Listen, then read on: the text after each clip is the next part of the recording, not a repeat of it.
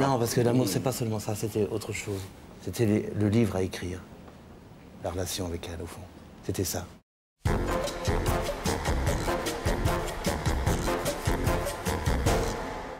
Yann Andrea, bonsoir. Alors, je vous présente nos amis. Donc, Jean-Luc Mélenchon, qui est sénateur. C'est pas rien. Vous êtes entre un sénateur et le neveu de l'ancien président de la République. Donc, si vous voulez, quand même. Pas mal. Hein, c'est pas mal. Mallory Nataf, qui a complètement changé de vie, qui maintenant fait de la méditation. Toujours sans culotte. Et du théâtre. Elle fait de la méditation et du théâtre. Merci Yann. Ah, je vois que vous êtes très attentif. Je vous en prie. Voilà, Cadet Olivier, donc. Bonjour monsieur. Voilà, grosse émission. Magicien illusionniste. Voilà, Linda Hardy. Bonsoir. Et donc Yann Andrea. Alors Yann Andrea, on peut dire que vous avez passé 16 ans de votre vie avec Marguerite Duras. Et on va essayer de voir comment s'est passée cette histoire que vous racontez dans un livre qui est paru chez Pauvert et qui s'appelle « Cet amour-là ». Zoom, mon garçon. Zoom, zoom. Zoom, mon garçon, zoom. Vas-y. Là. Bien. Alors, je vous ai préparé un petit sampleur. Il venait d'avoir 18 ans, il était beau comme un enfant, fort comme un homme. Il faut dire que Marguerite avait quand même été votre aînée de 38 ans. Donc, Non. Moins que ça. moins que ça, combien? Je sais pas. 37. Moins que ça, oui. Moins que ça. Alors, votre vrai nom, Yann Andrea, c'est Yann Lemay. Vous êtes né en 52, le 24 décembre, juste avant minuit. Oui. Vous êtes une sorte de Jésus. Vous étiez étudiant en philo à Caen. Ouais. Et un jour, vous lisez Les Petits Chevaux de Tarquinia de Marguerite Duras. Et vous êtes fasciné par la lecture de ce livre. Très belle histoire, ça. Et vous abandonnez tous les autres livres pour lire seulement des livres de Marguerite Duras. Vous rencontrez Duras dans un débat, je raconte, hein, je ne vous pose pas de questions, parce que ça c'est une histoire, c'est dans votre bouquin, tout le monde le sait, donc je vais vite. Vous rencontrez Duras dans un débat à Caen, où elle vient à l'occasion de la projection d'India Song au cinéma Luxe, et vous lui demandez une dédicace et son adresse. À partir de là, vous lui écrivez, et comme d'autres d'ailleurs, mais vous, vous lui écrivez sans cesse, sans arrêt, et sans attendre de réponse, et sans recevoir de courrier non plus de la part de Marguerite Duras. Et un jour, elle vous envoie un livre, L'homme assis dans le couloir. Vous êtes surpris de recevoir un livre, parce que vous n'aviez jamais rien reçu de Marguerite Duras. Vous cessez de lui écrire, et là, elle vous envoie un mot. Et en 1980, la deuxième rencontre a enfin lieu. Vous allez au Roche Noire à Trouville, prendre un verre, et vous ne partirez plus. Elle avait 66 ans, vous en aviez 28, et vous ne vous quitterez plus jusqu'à la mort de Marguerite Duras. Est-ce qu'elle vous avait expliqué pourquoi elle ne vous avait jamais écrit pendant 5 ans? Il n'y avait pas de réponse, sûrement. La seule réponse, c'était que je vienne et que je reste. Donc là, le mécanisme est en marche. C'était le mécanisme de prise de possession par un écrivain d'un personnage consentant.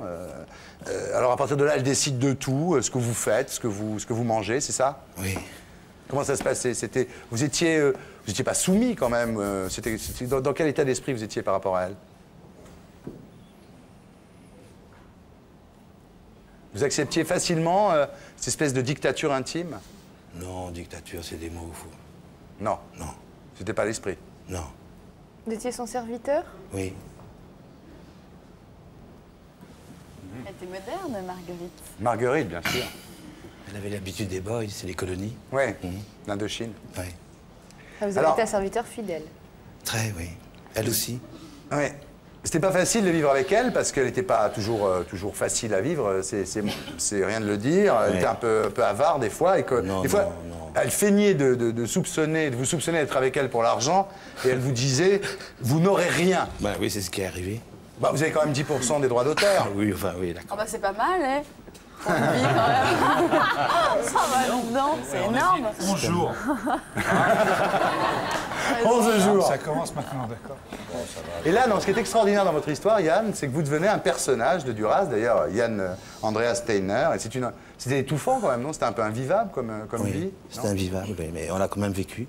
Mais vous vouliez partir certaines fois, vous n'y arriviez pas, vous reveniez toujours. Oui. Oui, je C'est revenais. pas possible de vous séparer, quoi. Non. Elle vous faisait rechercher aussi. Oui, enfin, je n'étais pas loin. Vous vouliez qu'elle vous retrouve. C'est ça, hein? Ouais. Ouais. Bon, on se dit une force d'amour comme ça, peut-être qu'on ne l'a pas connu, qu'on aimerait le connaître, mais sur le plan humain, c'est terrifiant. Vous êtes un monstre. Comment vous pouvez... Mais attends, je vais en parler. C'est une vampirisation pareille d'un être par l'autre dans l'amour. Enfin, il me semble que dans l'amour, il y a quelque chose où on donne, on reçoit, il y a quelque chose d'égalitaire. Vous démarrez, vous le dites vous-même. Vous jette dehors, elle dit on te fout dehors et tu reviens. Mais ça arrive souvent, vous savez. Dans le Oui. Bah oui. C'est pas ça l'histoire. Non, mais je voulais pas être blessant. Hein. Mais non, vous savez, non, alors. Il en a entendu d'autres, il y a... La chose paraît terrible, vous voyez. Mais oui, ça paraît terrible, mais c'est terrible pour tout le monde dans tous les histoires. Ça vous a rendu heureux? Non. C'est pas le cas d'être heureux. Vous avez appris beaucoup. Ah bah si, l'amour, c'est pas pour être heureux. Alors. Non, parce que l'amour, c'est pas seulement ça, c'était autre chose. C'était le livre à écrire. La relation avec elle, au fond. C'était ça. Ça passait par ce qu'il y avait à écrire, les films à faire, les pièces de théâtre à faire. Mais vous aimiez une personne ou une institution? Une personne, la personne qu'on aime, c'est une personne. Eh ben, c'est une personne qui écrivait, justement. Et ça pose la question de qui écrit, justement, et comment ça se passe. Mais votre degré d'intimité avec elle n'était pas très... vous l'appeliez pas Marguerite, vous l'appeliez comment? Je ne l'appelais pas. Vous ne tutoyez pas, par exemple? Moi, non, mais elle, oui. Ah bon? Vous la vous voyez? Oui. Alors ça a duré 16 ans, donc pendant 16 ans, vous avez été son ami, son assistant, son chauffeur, et vous viviez avec elle sans rien faire Oh bah si, j'avais beaucoup à faire. Ah bon? Être avec elle, c'est... Oui, vous me direz. Ça... Full-time job. Oui, mais full-time job. Indeed. vous racontez l'anecdote où quelqu'un vous dit qu'est-ce que vous faites et vous répondez je ne fais rien. Et elle dit c'est très bien, c'est très bien. Oui. Vous ne faites rien. Oui, c'est vrai. Non, je faisais rien, au fond, oui. J'étais là. Vous pensez que vous étiez celui qu'elle attendait pour chercher sa vérité, puisqu'elle était toujours à la recherche de la vérité? Peut-être, oui. Ouais. Peut-être. Alors, en mars 96, elle meurt, et vous dites, je suis presque mort avec elle. J'ai honte de survivre à cette mort, donc c'est un amour quand même très fort. Vous vous installez en face de l'endroit où vous viviez avec elle, à Paris cette fois, donc, dans un studio, vous partez avec vos 2 valises, vous installez dans le studio, et vous sortez plus, vous cherchez à vous tuer, vous n'y arrivez pas, donc vous en déduisez que vous ne voulez pas vraiment vous tuer. Et puis vous appelez votre mère qui vous ramène chez elle. Et vous restez chez votre mère quelques mois. Vous rentrez à Paris quelques mois plus tard, le jour de la Sainte-Marguerite. Oui. Et là, vous re-enfermez dans ce studio et vous écrivez donc ce livre magnifique, Cet amour-là, qui est un livre bouleversant. Et voilà. Et maintenant, alors, qu'est-ce qui se passe? Je suis là. Mais non, ce que je veux dire, c'est est-ce que vous avez le sentiment, depuis la mort, enfin pas depuis la mort de Marguerite Duras, mais depuis la publication de ce livre, que tout est dit, que la messe est dite, que vous jouez les prolongations, ou est-ce que vous espérez que la vie vous apportera d'autres choses? Forcément, puisque je vis. Alors, oui, mais des choses aussi fortes, Mais peut-être, je ne sais pas. Vous n'êtes pas pessimiste par rapport à ça, vous ne pensez pas non. que votre histoire est derrière vous? Mais non, justement, le livre dit qu'elle est présente, l'histoire. Et que c'est pas parce que quelqu'un est mort que... Continuez à lui écrire. Voilà. Ouais. Alors aujourd'hui, comme je disais tout à l'heure, vous avez 10% des droits d'auteur, vous êtes son exécuteur littéraire.